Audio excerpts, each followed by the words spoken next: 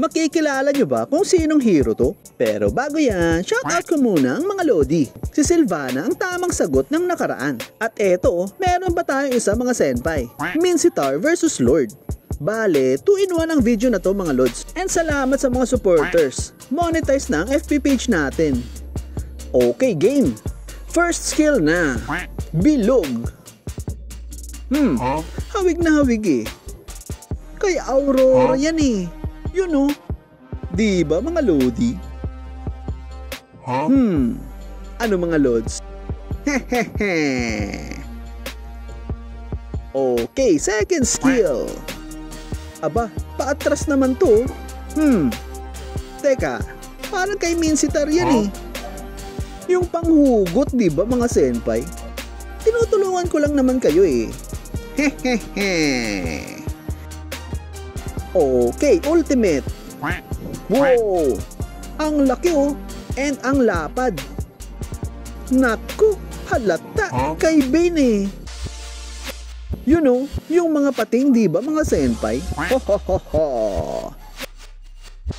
Ay mali. Kay Hylos pala yan oh, yung ulti niya.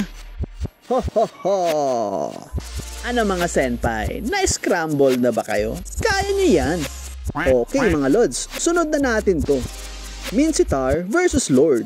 Sa tingin niyo mga senpai, kayanin Mincetar? Let's go! Candidate kaya bilang God of War tong si Mincetar?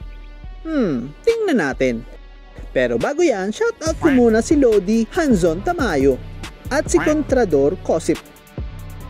Paalala lang wala po itong item. Natural lang na lakas ni Mincetar.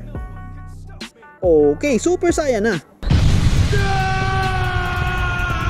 You know, naku, delay. Okay lang. Oh no! Naku, walang damage oh. Mukhang tagilid Mga mahihinang nilalang. Ay naku, mahinang nilalang raw sabi ni Taguro. Masyadong mahina talaga to. Hindi nakapasa sa pagsubok ni Taguro mga Lodi. Nakakahiya naman tong si Mincy. Mga senpai, may kilala ba kayong hero na pwede makapasa sa pagsubok ni Taguro? Beke naman mga Lods, tulungan nyo ko Sa mga hindi ko na shoutout eto shoutout ko si Lodi Jan Basero at si Popoy Villa,